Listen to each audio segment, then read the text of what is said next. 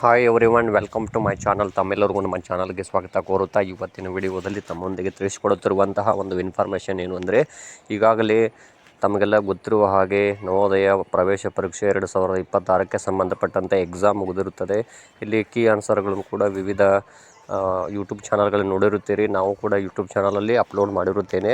ಇನ್ನು ಇಲ್ಲಿ ಕೀ ಆನ್ಸರ್ಗಳನ್ನು ನೋಡಿದಾಗ ತಮ್ಮ ಮಕ್ಕಳು ಅಥವಾ ಇಲ್ಲಿ ಪೋಷಕರು ಕೂಡ ತಾವು ಇಲ್ಲಿ ಎಷ್ಟು ಮಾರ್ಕ್ಸ್ಗಳನ್ನು ಪಡೆದರೆ ಸೆಲೆಕ್ಟ್ ಆಗಬಹುದು ಎನ್ನುವಂತಹ ಒಂದು ಗೊಂದಲಗಳು ತಮ್ಮಲ್ಲಿರುತ್ತವೆ.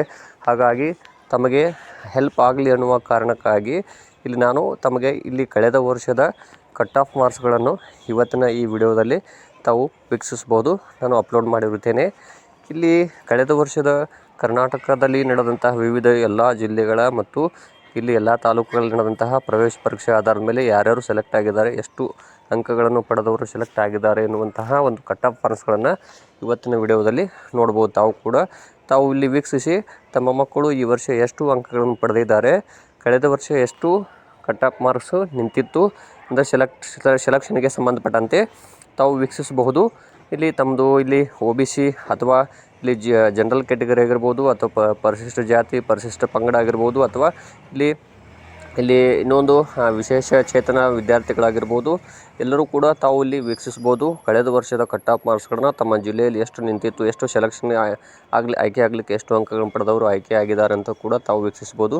ಈ ವರ್ಷ ಕೂಡ ಅಷ್ಟೇ ಅಂಕಗಳಿಗೂ 1 ಅಥವಾ 2 ಅಂಕಗಳು ಇಲ್ಲಿ ಹಿಂದೆ ಮುಂದೆ ಆಗ್ಬೋದು, ಆದರೆ ಇಲ್ಲಿ ಅಷ್ಟೇ ಅಂಕಗಳಿಗೆ ನಿಲ್ಲುವಂತಹ ಚಾನ್ಸಸ್ಸು ಇರುತ್ತದೆ. ಆದ್ದರಿಂದ ತಾವುಗಳು ಕೂಡ ಇವತ್ತಿನ ವಿಡಿಯೋವನ್ನು ವೀಕ್ಷಿಸಿ ತಮ್ಮ ವಿದ್ಯಾರ್ಥಿಗಳು ಅಥವಾ ತಮ್ಮ ಮಕ್ಕಳು ಪಡೆದಂತಹ ಅಂಕಗಳನ್ನು ನೋಡಿ ಟ್ಯಾಲಿ ಮಾಡ್ಕೊಳ್ಬೋದು.